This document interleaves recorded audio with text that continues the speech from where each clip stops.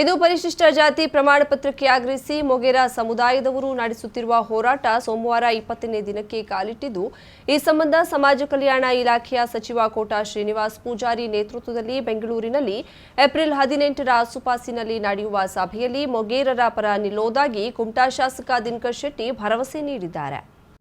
ಸೋಮವಾರ ಸಂಜೆ ಮೊಗೇರರು ಧರಣಿ ನಡೆಸುತ್ತಿರುವ ಸ್ಥಳಕ್ಕೆ ಆಗಮಿಸಿ ಮೊಗೇರರ ಅಹವಾಲು ಆಲಿಸಿದ ನಂತರ ಮಾತನಾಡಿದರು. ಈ ಹಿಂದೆ 2008ರಲ್ಲಿ ಜೆಡಿಎಸ್ ಪಕ್ಷದ ಶಾಸಕನಾಗಿದ್ದ ಸಂದರ್ಭದಲ್ಲಿಯೂ ತಾನು ವಿಧಾನಸಭಾ ಅಧಿವೇಶನದಲ್ಲಿ ಅಂದಿನ ಹಳಿಯಾಳದ ಜೆಡಿಎಸ್ ಶಾಸಕ ಸುನಿಲ್ ಹೆಗಡೆಯವರೊಂದಿಗೆ ಮೊಗೇರರ ಬೆಂಬಲಕ್ಕೆ ನಿಂತಿದ್ದೆ. ಉಳಿದ ಸಮುದಾಯದ ಜನರೊಂದಿಗೆ ಅನ್ಯೋನ್ಯತೆಯಿಂದ ಬದುಕುತ್ತಿರುವ ಮೊಗೇರರು ಪರಿಶಿಷ್ಟ ಜಾತಿ ಸ್ಥಾನಮಾನದಿಂದ ವಂಚಿತರಾಗುತ್ತಿರುವುದು ಬೇಸರ ತಂದಿದೆ. ಆಡಳಿತ ಪಕ್ಷದ ಶಾಸಕನಾಗಿ ನನಗೆ ಸರ್ಕಾರದ ವಿರುದ್ಧ ಹೇಳಿಕೆ ನೀಡಲು ಸಾಧ್ಯವಿಲ್ಲ.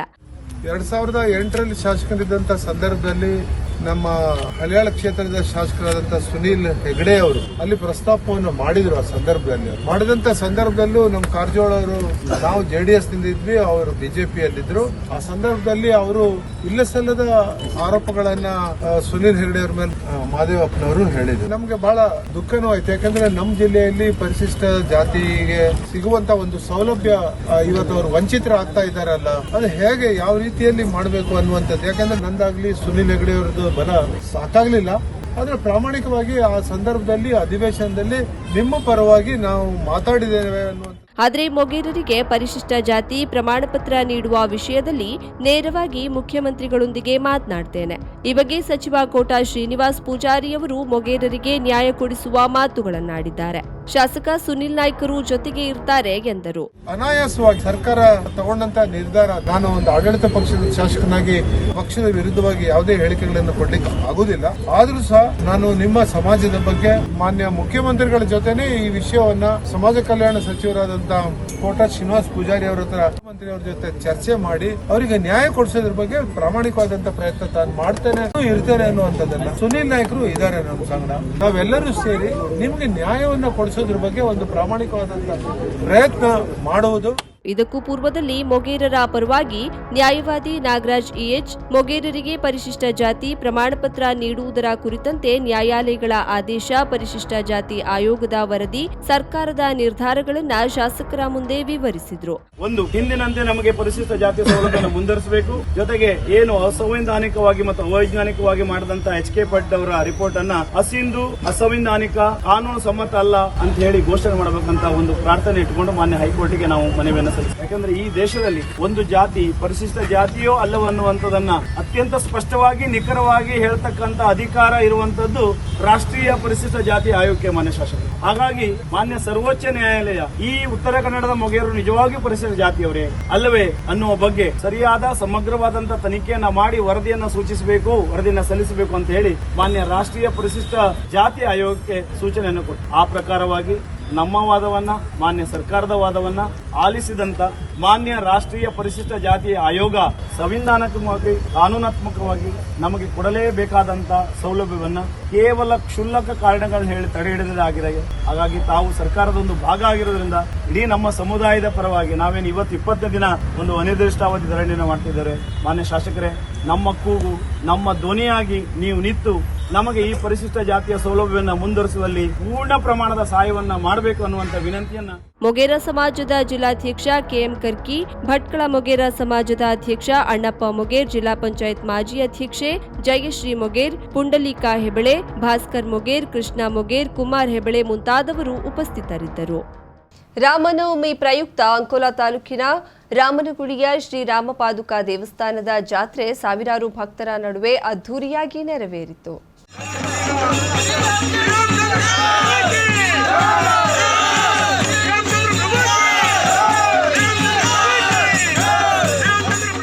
ಕಳೆದ 2 ವರ್ಷ ಕೋವಿಡ್ ಕಾರಣದಿಂದಾಗಿ ದೇವಸ್ಥಾನದಲ್ಲಿ ಪೂಜೆ ಪುನಸ್ಕಾರಗಳನ್ನಷ್ಟೇ ಮಾಡಲಾಗ್ತಿತ್ತು. ಆದರೆ ಈ ವರ್ಷ ಕೋವಿಡ್ ಕಡಿಮೆಯಾಗಿರುವ ಹಿನ್ನೆಲೆಯಲ್ಲಿ ಜಾತ್ರೆಯನ್ನ ಅದ್ದೂರಿಯಾಗಿ ಆಚರಿಸಲಾಯಿತು. ಬೆಳಿಗ್ಗೆ 6 ಗಂಟೆಯಿಂದ ಮಧ್ಯಾಹ್ನ 12 ಗಂಟೆಯವರೆಗೆ ಶ್ರೀರಾಮದೇವರ ಪಾದುಕೆಯ ಅಭಿಷೇಕಕ್ಕೆ ಭಕ್ತರಿಗೆ ಮುಕ್ತ ಅವಕಾಶವನ್ನ ನೀಡಲಾಗಿತ್ತು. ಬೆಳಿಗ್ಗೆಯಿಂದ ರಾತ್ರಿಯವರೆಗೆ ಸಾವಿರಾರು ಭಕ್ತರು ದೇವರ ದರ್ಶನವನ್ನ ಪಡೆದು ಪುನೀತರಾದರು. ಸಂಜೆ ರಥೋತ್ಸವದ ವೇಳೆ ಕಾರವಾರ ಅಂಕೋಲಾ ವಿಧಾನಸಭಾ ಶಾಸಕಿ ರೂಪಾಲಿ ನಾಯ್ಕರು ಉತ್ತರ ಕನ್ನಡದಲ್ಲಿನ ಏಕೈಕ ರಾಮಪಾದುಕ ದೇವಸ್ಥಾನ ಎಂಬ ಹೆಗ್ಗಳಿಕೆ ಪಡೆದುಕೊಂಡಿರುವ ರಾಮನಗುಳಿ ದೇವಸ್ಥಾನಕ್ಕೆ ಭೇಟಿ ನೀಡಿ ದೇವರ ದರ್ಶನ ಪಡೆದರು. ತದನಂತರದಲ್ಲಿ ರಥೋತ್ಸವದ ಕಾರ್ಯಕ್ರಮದಲ್ಲಿ ಭಾಗಿಯಾಗಿದ್ದರು. ಈ ಸಂದರ್ಭದಲ್ಲಿ ಬಿಜೆಪಿ ಪಕ್ಷದ ಪ್ರಮುಖರು, ದೇವಸ್ಥಾನದ ಆಡಳಿತ ಮಂಡಳಿ, ಭಕ್ತಾದಿಗಳು, ಊರ ನಾಗರಿಕರು ಇದ್ದರು. ದೇವರ ರಥೋತ್ಸವ ಕಾರ್ಯಕ್ರಮ ಮುಗಿದ ನಂತರ ಸಾಮಾಜಿಕ ನಾಟಕ ಪ್ರದರ್ಶನ ನಡೆಯಿತು.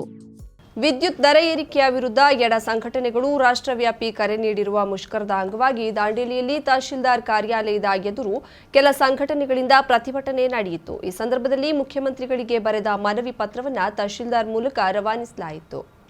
ಭಾರತ ಪ್ರಜಾಸತ್ತಾತ್ಮಕ ಯುವಜನ ಫೆಡರೇಷನ್, ಅಖಿಲ ಭಾರತ ಜನವಾದಿ ಮಹಿಳಾ ಸಂಘಟನೆ, ಭಾರತ ವಿದ್ಯಾರ್ಥಿ ಫೆಡರೇಷನ್ ಸಂಘಟನೆಗಳ ನೇತೃತ್ವದಲ್ಲಿ ಪ್ರತಿಭಟನೆ ನಡೆಸಿ ಮನವಿ ನೀಡಲಾಯಿತು. ಪ್ರತಿ ಯೂನಿಟ್ ವಿದ್ಯುತ್ ಬೆಲೆಯನ್ನ 10 ಪೈಸೆಗಳಿಗಿಂತ 20 ಪೈಸೆಗೆ ಮತ್ತು ವಾಣಿಜ್ಯ ಬಳಕೆಯ ವಿದ್ಯುತ್ತನ್ನ 15 ಪೈಸೆಯಿಂದ 25 ಪೈಸೆಗೆ ಹೆಚ್ಚಳ ಮಾಡುವ ಮೂಲಕ ಜನಸಾಮಾನ್ಯರ ಮೇಲೆ ಮತ್ತೊಂದು ಹೊರೆಯನ್ನ ಹೇರಲು ಮುಂದಾದ ವಿದ್ಯುತ್ ಕಂಪನಿಗಳ ಕ್ರಮ ಸರಿಯಾದುದಲ್ಲ. ಕಳೆದ 2009 ರಿಂದ 2020 ಇಂದಿನವರೆಗೆ ಪ್ರತಿ ಯೂನಿಟ್ ವಿದ್ಯುತ್ ಬೆಲೆಯನ್ನ ₹2.70 ಹೆಚ್ಚಿಸಲಾಗಿದೆ. ಇದು ಜನತೆಯ ಮೇಲೆ 2 ರೀತಿಯ ತೆರಿಗೆಯ ಬರೆಯನ್ನ ಎಳೆದಿದ್ದು, ಈ ಕೂಡಲೇ ಬೆಲೆ ಏರಿಕೆಯ ಕ್ರಮಗಳನ್ನ ರಾಜ್ಯ ಹಾಗೂ ಕೇಂದ್ರ ಸರ್ಕಾರಗಳು ವಾಪಸ್ಸು ಪಡೆಯಬೇಕು. ಪಿಯುಸಿ ಪದವಿ ಹಾಗೂ ಇತರೆ ವಿಭಾಗಗಳಲ್ಲಿ ಅಧ್ಯಯನ ಮಾಡುತ್ತಿರುವ ವಿದ್ಯಾರ್ಥಿಗಳಿಗೆ ಪರೀಕ್ಷೆಗಳು ಆರಂಭಗೊಳ್ಳಲಿವೆ. ಈ ಸಂದರ್ಭದಲ್ಲಿ ನಗರ ಹಾಗೂ ಗ್ರಾಮೀಣ ಪ್ರದೇಶಗಳಲ್ಲಿ ಯಾವುದೇ ಮುನ್ಸೂಚನೆ ಇಲ್ಲದೆ ವಿದ್ಯುತ್ ಕಡಿತಗೊಳಿಸುತ್ತಿರುವುದರಿಂದ ವಿದ್ಯಾರ್ಥಿಗಳ ಅಧ್ಯಯನಕ್ಕೆ ತೊಂದರೆಯಾಗ್ತಿದೆ ಎಂದು ಮನವಿಯಲ್ಲಿ ತಿಳಿಸಿದ್ದಾರೆ.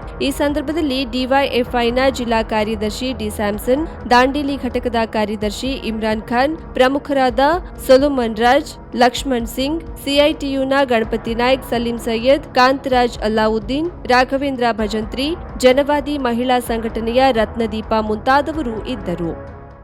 Pain clinic. ನಮ್ಮ ಚಿಕಿತ್ಸಾಲಯದಲ್ಲಿ ಸಿಗುವಂತಹ ಅಡ್ವಾನ್ಸ್ ಸೌಲಭ್ಯಗಳು: dry needling for trigger points and sports training, stroke, neuro development, laser, wax, spinal traction, transcutaneous electrical nerve stimulation, pulse electromagnetic therapy, nerve and muscle stimulation, neural and joints mobilization, postnatal exercise training, myofascial release of fascia, neurological rehabilitation for paralysis patient with advanced technique, cerebral palsy and delayed milestone exercise and rehab for pediatric patient, microcurrent therapy for radiating pain.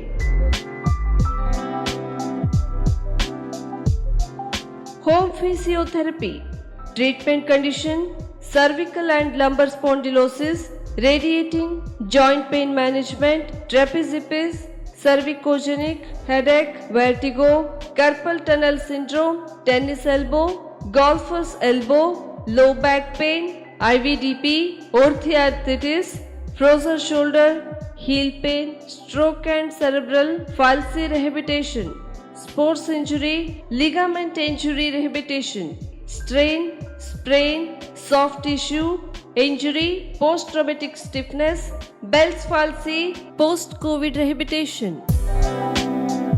For appointment, contact 08382 22222. Mobile number 9740809295. For visit G8 Suman Lakshmi Enclave near Nagamangala Radaliya, Kajubag, Karwar.